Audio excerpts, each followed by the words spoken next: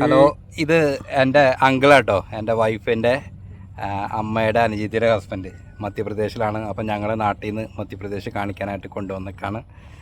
ഇവരിവിടെ സെറ്റിലാണ്. കൽക്കരി സംബന്ധമായ ജോലിയാണ്, ഓഫീസറാണ്. അപ്പോൾ അതിനെക്കുറിച്ച് രണ്ട് വാക്ക് അങ്കിൾ പറഞ്ഞേ. കൽക്കരി നമ്മൾ ഉപയോഗിക്കുന്നത് ഇത് ഭൂമിക്കകത്തു നിന്ന് കിട്ടുന്ന ഒരു സാധനമാണ്. ഇത് ഭൂമിക്കകത്തു നിന്ന് ബ്ലാസ്റ്റിംഗ് ചെയ്തിട്ട് ആദ്യം മുകളിലത്തെ മണ്ണ് മാറ്റും. മണ്ണ് മാറ്റി കഴിഞ്ഞിട്ട് പിന്നെ അതിൻ്റെ താഴെയാണ് കോളുള്ളത്. കോള് പിന്നെ പല ഇതിലെടുക്കുന്നത്. അതിന് വേറെ വേറെ മെഷീനുണ്ട്. ചിലയിടത്ത് മാനുവലി എടുക്കുന്നുണ്ട് അണ്ടർഗ്രൗണ്ടിലൊക്കെ. പിന്നെ ചിലയിടത്ത് സർഫേസ് മൈനറുണ്ട്. പിന്നെ അതിന് പല ടെക്നോളജി ഉണ്ട്. ഹൈവാളുണ്ട്. പിന്നെ ഇതിന് വേണ്ടിയിട്ട് വേറെ വേറെ ടെക്നോളജീസ് ഉണ്ട്. പിന്നെ ഇവിടെ ഇപ്പം നമ്മൾ കാണുന്നത് ഇത് ഓപ്പൺ കാസ്റ്റ് മൈനാണ്. അപ്പോൾ ഓപ്പൺ കാസ്റ്റ് മൈനിൽ ആദ്യം മുകളിലത്തെ മണ്ണെടുക്കുന്നത്. മണ്ണെടുത്ത് കഴിഞ്ഞിട്ട് വലിയൊരു മെഷീൻ ഉണ്ടല്ലോ ഇവിടെ, ഡ്രാഗ് ലൈൻ, ആ കാണുന്നത്. ആ ഡ്രാഗ് ലൈൻ മെഷീൻ കൊണ്ടാണ് മണ്ണ് ആദ്യം എടുക്കുന്നത്. മണ്ണ് മാറ്റി കഴിഞ്ഞിട്ട് അതിൻ്റെ താഴത്തെ കൊയില ബ്ലാസ്റ്റ് ചെയ്യും. മണ്ണും ബ്ലാസ്റ്റ് ചെയ്തിട്ടാണ് ആദ്യം മാറ്റുന്നത്. അത് കഴിഞ്ഞിട്ട് കൊയില ബ്ലാസ്റ്റ് ചെയ്യും. കോൾ ബ്ലാസ്റ്റ് ചെയ്തിട്ട് അവിടുന്ന് കോൾ എടുത്തിട്ട് പിന്നെ അത് വേറെ വേറെ ഏതെങ്കിലും നമുക്ക് മാക്സിമം ഇത് പോകുന്നത് പവർ പ്ലാന്റിന് വേണ്ടിയിട്ടാണ്. കൊയില പോകുന്നത് ഇലക്ട്രിസിറ്റി പ്രൊഡ്യൂസ് ചെയ്യാനായിട്ടാണ്. അത് കഴിഞ്ഞിട്ട് വേറെ വേറെ പിന്നെ ഇഷ്ടിയക്കാർ മേടിക്കുന്നുണ്ട് ഇത്. പിന്നെ വേറെ ഏതെങ്കിലും കമ്പനിക്കാരുണ്ട്. ട്രെയിൻ ഓടിക്കാൻ ഇപ്പോൾ ഉപയോഗിക്കുന്നില്ല. ഇല്ല, ട്രെയിൻ ഓടിക്കാൻ ഇപ്പോൾ ഉപയോഗിക്കുന്നത് പണ്ടായിരുന്നു അതൊക്കെ. ഇപ്പം ഡീസലും ഒത്തിരി കുറഞ്ഞു. ഇപ്പം മാക്സിമം ഇലക്ട്രിക്കലാണ്. ഇലക്ട്രിക് കൊണ്ടാണ് ഇപ്പം ട്രെയിൻ ഓടുന്നത്. അപ്പം അങ്ങനത്തെയാണ് ഇവിടുത്തെ. ഇത് മൊത്തം ബൈ റോഡും പോകുന്നുണ്ട്, ബൈ ട്രെയിനും പോകുന്നുണ്ട്, സെയിൽ ചെയ്യുന്നുണ്ട്. അപ്പൊ നമ്മുടെ ഇന്ത്യയിൽ ഇവിടെ മാത്രമാണ് ഇത്? അല്ല, ഇത് ഒത്തിരി സ്ഥലത്തുണ്ട്. MP-യിലുണ്ട്, ഛത്തീസ്ഗഡിലുണ്ട്, ജാർഖണ്ഡിലുണ്ട്, ബീഹാറിലുണ്ട്, ബംഗാളിലുണ്ട്, ഒറീസയിലുണ്ട്. അങ്ങനെ പല. കേരളത്തിൽ ഇതില്ല. കേരളത്തിലില്ല. ഇത് കണ്ടിട്ടില്ല. കേരളത്തിലില്ല ഇത്. അപ്പോൾ ഇവിടെ വരാൻ സാധിച്ചത്, കാണാൻ സാധിച്ചതും വളരെ നല്ലൊരു കാര്യമാണ്. ഞാനും ആദ്യമായിട്ട് കാണുവാണ്, ഇത്ര അടുത്ത് കാണുന്നതും ആദ്യമായിട്ടാണ്. ഇതിന്റെ മേലിൽ കിടക്കുന്നില്ലേ ഈ ബ്ലാക്ക് ആയിട്ട്? അത് എടുത്ത് അഴുക്ക് കോലത്. വേസ്റ്റേജ് ആണ്. വേസ്റ്റേജ് അത് ഇവിടുന്ന് എടുത്ത് അഴുക്ക് താഴത്തെ കുറച്ച് പോർഷൻ അഴുക്കായിരിക്കും. അതെടുത്ത് അതിനകത്ത് കല്ലും കാണും. കോല് മാത്രമല്ല, അതിനകത്ത് കല്ലുകൊണ്ട് രണ്ടും ഉണ്ട് അതിനകത്ത്. അപ്പോൾ പ്രകൃതിയുടെ തന്നെ ഒരു മനോഹരമായ ഒരു കാഴ്ചയാണ് ഇപ്പോൾ നമ്മൾ കണ്ടുകൊണ്ടിരിക്കുന്നത്. ഭൂമിക്കടിയിൽ നിന്നും കൽക്കരി ഖനനം ചെയ്തെടുക്കുന്ന കൽക്കരി പാടങ്ങൾ. അതായത് എന്നെ സംബന്ധിച്ചിടത്തോളം ഞാൻ എൻ്റെ ലൈഫിൽ ഫസ്റ്റ് ടൈമാണ് കാണുന്നത്. നമ്മൾ പഠിക്കുന്ന കാലഘട്ടങ്ങളിലൊക്കെ പഠിക്കുന്നുണ്ട്, കൽക്കരിയെക്കുറിച്ചൊക്കെ പഠിക്കുന്നുണ്ട്. എങ്കിലും ആദ്യമായിട്ട് നേരിട്ട് കാണുവാൻ കിട്ടിയൊരു സന്തോഷമൊക്കെ എനിക്കുണ്ട്. തീർച്ചയായിട്ടും അടുത്ത് നിന്ന് തന്നെ എനിക്കത് കാണാൻ സാധിച്ചു.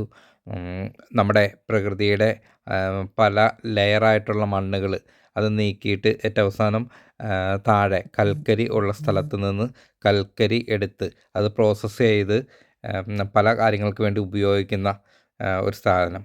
അതായത് നമ്മുടെ പ്രകൃതിയിൽ നിന്ന് തന്നെ പെട്രോളിയം അങ്ങനെയുള്ള സംഭവങ്ങളൊക്കെ എടുക്കുന്നത് പോലെ തന്നെ കൽക്കരിയും എടുക്കുന്നു.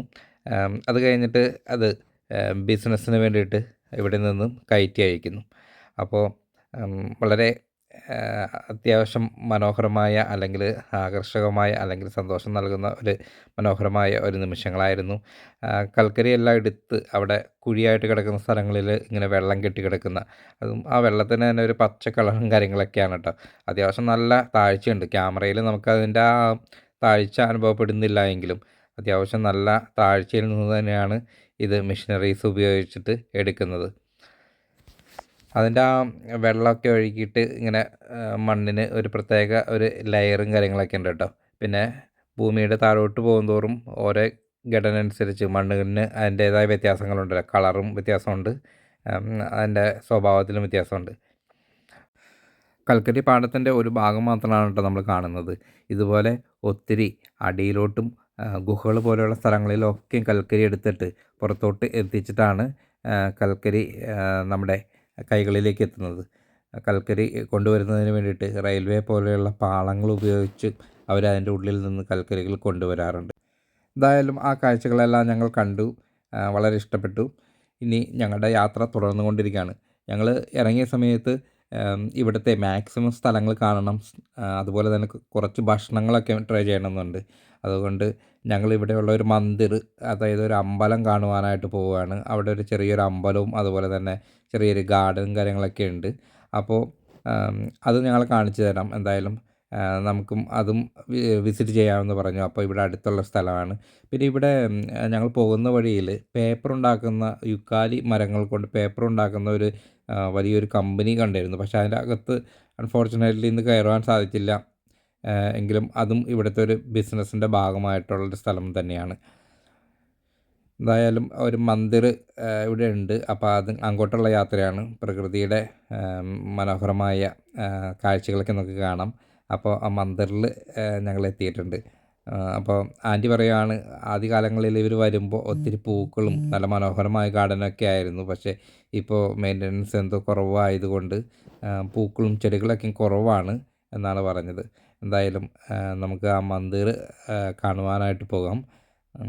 അതും നമ്മളെ സംബന്ധിച്ച് പ്രത്യേകിച്ചും കേരളത്തിൽ നിന്ന് വരുന്നവർക്ക് ഒരു പുതുമയുള്ള കാഴ്ചകൾ തന്നെയാണ് കേട്ടോ.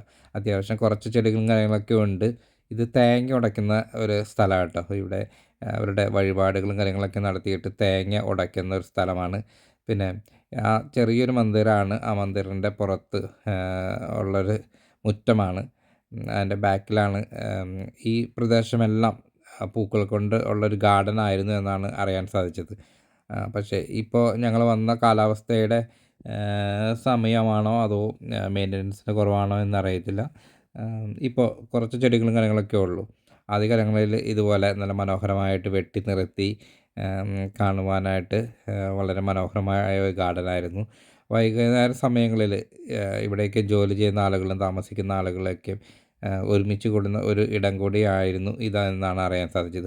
ആളുകളൊക്കെ വൈകിട്ട് സൂര്യൻ അസ്തമിക്കുന്ന സമയത്തോട് കൂടിയിട്ട് ഇവിടെ എത്തുകയും അതുപോലെ തന്നെ ഇവിടെ ഇരുന്ന് ആളുകൾ പരസ്പരം അങ്ങോട്ടും ഇങ്ങോട്ടും സംസാരിക്കുവാനും കണ്ടുമുട്ടുവാനും ഒക്കെയുള്ളൊരു വേദിയായിട്ടും അല്ലെങ്കിൽ സമയമായിട്ടും ഒക്കെ ഇതിനെ ഉപയോഗപ്പെടുത്താറുണ്ടെന്നാണ് അറിയാൻ സാധിച്ചത്. എന്തായാലും ഈ കാഴ്ചകളൊക്കെ കണ്ടിട്ട് ഇവിടെ കണ്ടോ ഒരു വാടാമല്ലി, അതായത് നമ്മുടെ നാട്ടിലൊക്കെ നമ്മൾ കാണാറുള്ള വാടാമല്ലി എന്ന് പറയപ്പെടുന്ന ഒരു പൂവാട്ട അവിടെ നിൽക്കുന്നത്.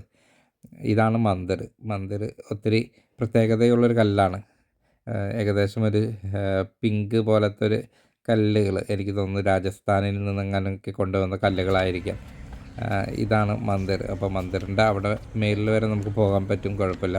അപ്പോൾ ഞങ്ങൾ അവിടെ വരെ ജസ്റ്റ് ഒന്ന് പോയിട്ട് മന്ദിരൊക്കെ കണ്ടിട്ട് തിരിച്ച് ഇങ്ങോട്ട് പോരുവാണ്. അതിൻ്റെ ഉള്ളിലോട്ട് ഞങ്ങൾ കയറുന്നില്ല. എന്തായാലും അതിൻ്റെ ആ വിശുദ്ധിയും കാര്യങ്ങളൊക്കെ നമ്മൾ കീപ്പ് ചെയ്തിട്ട് ഞങ്ങൾ അവിടെ വരെ പോകുന്നുള്ളൂ. അത് കഴിഞ്ഞിട്ട് ഞങ്ങൾ അവിടെ നിന്ന് താഴോട്ട് ഇറങ്ങുവാണ്. നമ്മുടെ ഇന്ത്യയിൽ തന്നെ എത്രയോ വ്യത്യസ്തങ്ങളായ കാഴ്ചകളാണ് അല്ലേ. ഓരോ സംസ്ഥാനങ്ങളിൽ ചെല്ലുമ്പോഴും ഓരോ രീതിയിലുള്ള കാഴ്ചകളാണ്. അവിടുത്തെ ആ ജീവിത രീതികൾ, അല്ലെങ്കിൽ അവിടുത്തെ പ്രകൃതിയുടെ തന്നെ ഭംഗികൾ, അല്ലെങ്കിൽ അവിടുത്തെ ബിൽഡിങ്ങുകളുടെ ഭംഗികൾ എല്ലാം തന്നെ വ്യത്യസ്തമാണ്. എന്തായാലും ഇവിടെ വന്നപ്പോൾ ഇങ്ങനെയുള്ള മനോഹരമായ കാഴ്ചകൾ കാണാൻ സാധിച്ചതല്ലോ. ഓക്കെ, ഇനി നമുക്കൊരു ചെറിയ ചായ കുടിക്കണം. അപ്പോൾ ഞങ്ങൾ ഒരു ചായ, അതായത് മൺചട്ടിയിൽ ചായ വിൽക്കുന്ന ഒരു ഷോപ്പിലാണ് വന്നിരിക്കുന്നത്. അപ്പോൾ ഞാൻ ഇന്ന് പറഞ്ഞു നമുക്ക് ഇവിടുത്തേതായ രീതിയിലുള്ള ഭക്ഷണങ്ങൾ ഞങ്ങൾക്കൊന്ന് ട്രൈ ചെയ്യണം, നാട്ടിൽ കിട്ടാത്തത്. എന്നാൽ ഇവരുടെ നാട്ടിൽ ഇവർ സാധാരണ രീതിയിൽ കഴിക്കുന്ന ഫുഡുകളൊക്കെ വേണമെന്ന് പറഞ്ഞു. അപ്പോൾ ഞങ്ങൾ ഇവിടുത്തെ ഒരു ചായക്കടയിലാണ് എത്തിയിരിക്കുന്നത്. അപ്പോൾ മൺചട്ടിയിലെ ചായ, അതായത് നമ്മൾ വീട്ടിലേക്ക് തിളപ്പിക്കുന്നത് പോലെ നന്നായിട്ട് സ്ട്രോങ് ആയിട്ട് തിളപ്പിക്കുന്ന ഒരു ചായ തന്നെയാണ്. അത്യാവശ്യം പാല് അത്യാവശ്യം കൂടുതൽ ഉപയോഗിച്ചിട്ടാണ് ഇവർ ചായ ഉണ്ടാക്കുന്നത്. അപ്പോൾ ചെറിയ ഇതുപോലെയുള്ള ചായ ആയിരിക്കും മൺചട്ടിയിലുള്ള ചായ. അത്യാവശ്യം നല്ല ടേസ്റ്റ് ഉണ്ട്, കാരണം പാലും ചായപ്പൊടിയും ചേർന്നിട്ടുള്ളത്. പാലിൻ്റെ എമൗണ്ട് കൂടുതലും, ചായപ്പൊടി അതുപോലെ നല്ല സ്ട്രോങ് ആയിട്ടും ചേർക്കുന്നു. പിന്നെയാണ് ഇതുപോലെയുള്ള ഭക്ഷണങ്ങൾ, പാനിപ്പൂരി, പിന്നെ കുറേ ഭക്ഷണങ്ങൾ, എല്ലാത്തിനും പേര് എനിക്കറിയത്തില്ല. പക്ഷേ അങ്ങനെയുള്ള കുറേ ഫുഡ് ഞങ്ങൾ ട്രൈ ചെയ്തു.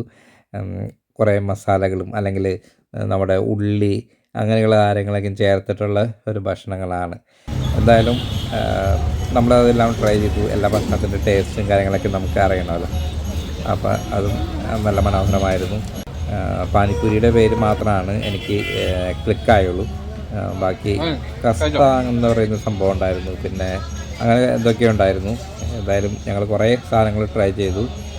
ഓക്കെ, നമുക്ക് ഒരു പ്രാവശ്യമൊക്കെയും അത് ട്രൈ ചെയ്യാം, ടേസ്റ്റ് അറിയാനൊക്കെ എന്തുകൊണ്ടും മനോഹരമായ ഭക്ഷണങ്ങൾ തന്നെയാണ്. അപ്പോൾ എന്തായാലും എല്ലാം അടിപൊളി. അപ്പോൾ അപ്പോൾ ഞങ്ങൾ നന്നായിട്ട് ആസ്വദിച്ച് കഴിക്കുന്ന ഒരു കാഴ്ചയാണ് കേട്ടോ ഇപ്പോൾ നിങ്ങൾ കാണുന്നത്.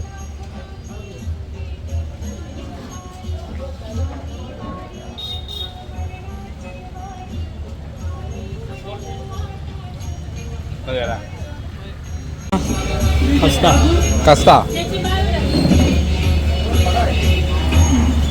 ഒന്നാമത്തെ